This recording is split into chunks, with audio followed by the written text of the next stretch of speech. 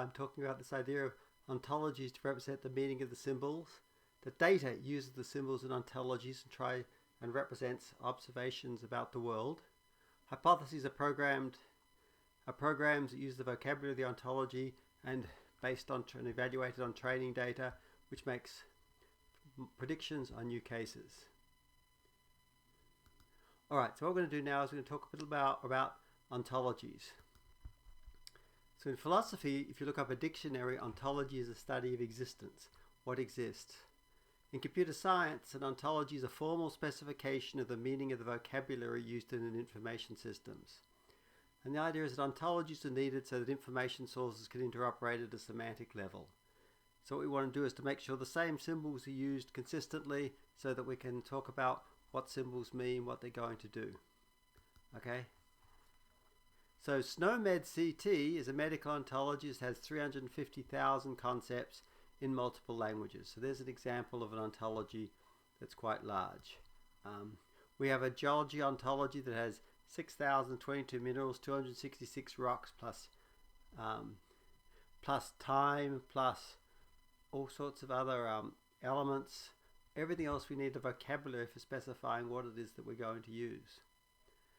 So the idea in something is actually quite straightforward. So what happens is that you might see this building, and you might say, someone might say it's condos, and someone might say it's flats, and someone might say it's an apartment complex. And now what happens is we're going to agree on a standardized word for it. We're going to say this is an apartment building. So we're going to use the string with camel case here, apartment building, and say that is the symbol that we're going to use internally to mean this sort of a building. And people are going to, and everyone who uses apartment building, the idea is everyone's going to use it the same way. And you might say, well, that's a type of residential building. So we're going to type in, so we're going to have also these types. So that's what we're going to have, is we're going to use this symbol. It has something meaning that's going to be standardized across, but everyone who uses it's going to mean the same thing. So the main components of an ontology, they're individuals, the objects or entities in the world, and they're not usually specified as part of the ontology. So normally the ontology, the world contains individuals, but they're typically not specified as part of the ontology. The ontology would not have that particular building, which is an individual of the type apartment building, in the ontology, but it's rather just part of the data. Classes are sets of individuals, or the class of buildings, a set of all things that would be apartment buildings. So it includes ones that haven't yet been built, or ones that don't exist, or ones just in your imagination. You could imagine an apartment building, and it's still an apartment building. So the class here is all of the things that would be an apartment building. Properties then are between individuals and their value. They specify that this apartment building has 5 floors, for example. The number of floors might be a property in here. Okay, and then as we discussed last time, these individual property value triples are universal representations of relations, and so that is the basis for which we did knowledge graphs. But now we're going to explore something slightly different in here, different direction here. Now we're going to think a lot more about classes and properties. All right. So a long time ago, Aristotle, and this was about 350 BC, suggested that what we should do is define a class in terms of a genus, a superclass, and differentia, are the attributes that make members of the class C different from other members of the superclass. So saying, what is this thing? Well, it's this part of the superclass, and it has these other attributes. Okay, here's a quote from Aristotle from Categories. If genera, well, genera is of course the plural of generis, of genus, are different in coordinate, where coordinate means neither is subordinate or superordinate, the differentiator are themselves different in kind. I think he means can be different in kind. Take for instance the genus animal and the genus knowledge. With feet, two-footed, winged, aquatic, a differentia of animals. The species of knowledge is not distinguished by the same differentia. One species of knowledge does not differ another in being two-footed. I can't have a two-footed belief, because that's a property of animals and some physical objects like chairs. So if we do this, we end up with a definition of an apartment building. You might say, well, it's a residential building with multiple units, and the units are rented. So now this is the definition of the class. This is now the superclass, is a residential building, and this specifies what's different. There are multiple units, and the units are rented. So in Canada, one with multiple units and the units are owned is called a condominium building. Ones with a single unit is just called a house or a duplex. So the apartment building is a residential building, and the number of units is many, so the number of all the units has value many, and the ownership is rental, so that's what it's going to be it. So units then is a property. It has domain, residential building, and range. It's either, say it's one, two, many. So it's either 1 unit, 2 units, or many units. And ownership is a property. Let's suppose it has domain, building, and range, owned, rental, and co-op. So the domain specifies what we can use it for. And then according to the Aristotelian definition, is all classes get reduced to properties. And we're going to use that in a minute because that's what we're going to exploit when we do probabilistic reasoning. Okay, now let's look at data. The thing you have to know about is that real data is messy. If you specify the data about different patients, there are multiple levels of abstraction and multiple levels of detail. So remember, abstraction was higher and lower levels using classes and superclasses, but detail was in terms of parts and subparts.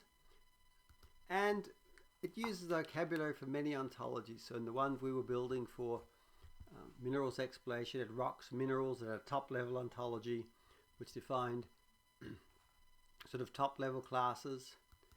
It had rich metadata. So we wanted to know who collected each piece of data, what were their identity and what's his credentials, because that might make a difference as to if you know the reliability of those people, you might believe the data more or less. Who transcribed the information? Well, someone might be more careful or more sloppy than someone else. Or someone might be something who's prepared to change things. You want to know what the protocol we used to collect the data was. Was it chosen at random or chosen because it was interesting? Where did we get the data? How did we choose this particular data to use? What were the controls? What was manipulated when? So what did you do? How did you get this particular data about this person? Did you give them a test and find this result, or did you just observe it without giving them a test? What sensors were used? What was their reliability and operating range? Okay, there's lots of metadata in here that makes a difference in order to make predictions. And of course there are errors and forgeries in here. So here's an example of one of the predictive models we're doing for building landslide predictions. And so here is a map of Howe Sound here. The road up from Vancouver to Whistler is up through here. Squamish is here. And this is the map of the slope of different areas of this area. Slope is an important predictor of landslides. But we also have other information here. So this was something that was a 2D raster.